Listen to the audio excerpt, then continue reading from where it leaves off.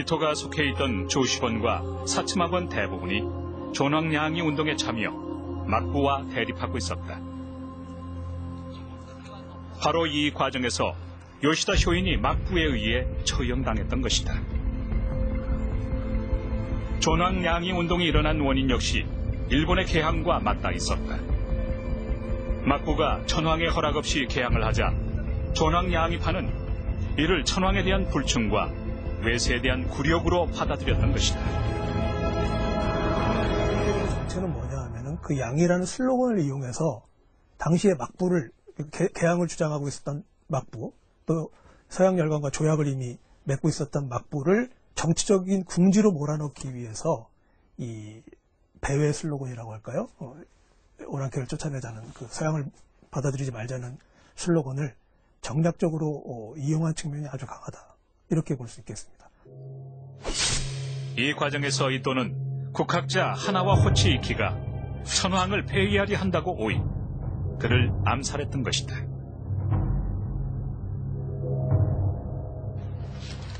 이토에게 또 다른 계기가 찾아왔다.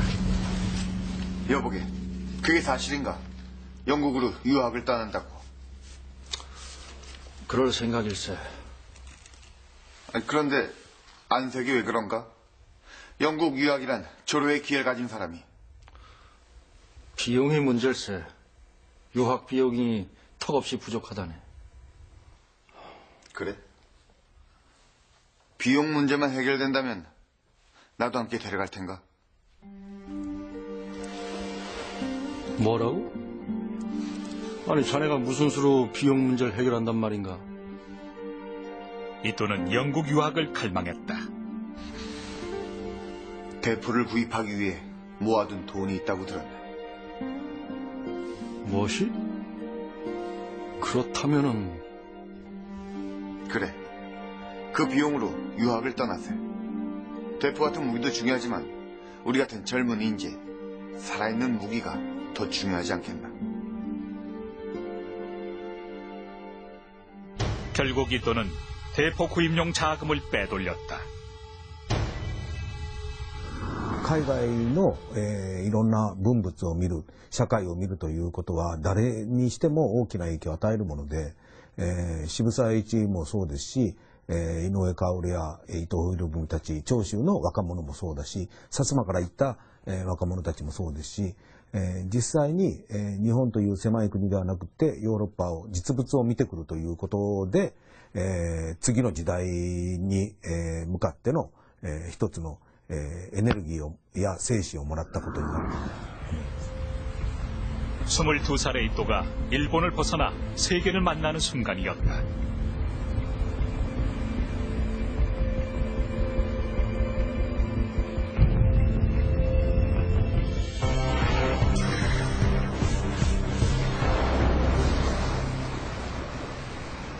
일본에서 이토 히로부미라는 인물이 자라고 있을 무렵 중국에는 또 하나의 잠룡이 꿈틀대고 있었다.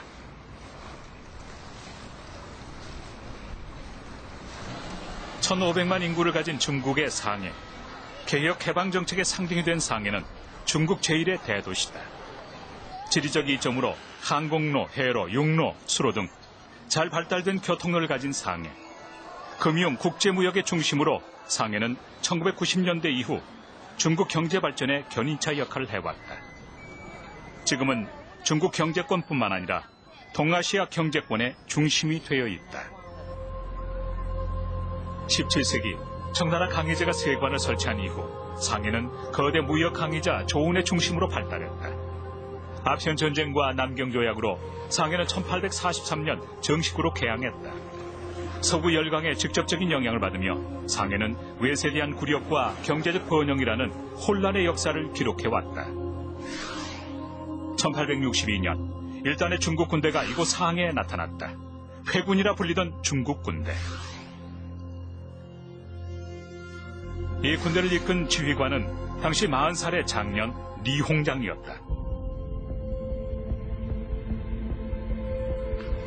리홍장은 상해에서 자신의 정치 노선과 인생 항로에 결정적인 영향을 끼치는 만남을 가졌다. 미국인 위도와 영국인 고등과의 만남. 이들 외국인들은 당시 태평천국의 난으로 극박했던 중국의 상황과 깊은 연관이 있었다. 当时上海是这个中国最早开放的，就是鸦片战争以后开放的5口之一，所以上海呢当时来了很多外国人，外国人里边呢有比如外交官啊，还有商人，还有这个一些这个传教士啊，还有这个比如军官等等的这样一些人啊，他们到上海呢就是一方面就是要在上海这个开拓这个他们的这个租界啊，还有他们的一些这个商行啊，另外传教士要建起教堂啊，进行这样一些活动啊。那么太平天国的时候呢，因为太平军包围了上海，所以当时呢，清军呢，清政府呢还特地请了这个外国的军队啊，像英国的军队、法国的军队来帮助他。保卫上海，镇压太平军，所以当时有很多外国人。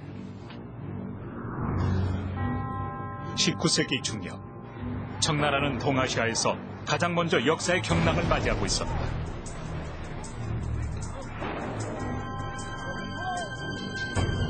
(1840년) 1차 아편전쟁, 1842년 최초의 불평등 조약인 남경조약 체결, 1851년에서 64년까지 12년간의 내전인 태평천국의 난, 그리고 1856년 2차 아편전쟁과 굴욕적인 북경조약까지 그야말로 청은 역사의 격변기를 겪고 있었다.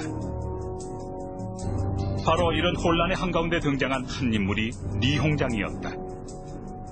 리홍장, 그는 어떤 인물이었을까?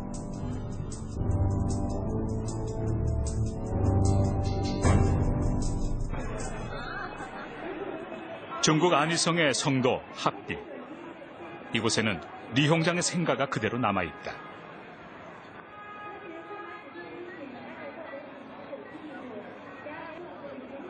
이부의 부는 규모가 큰 대저택이란 뜻이다.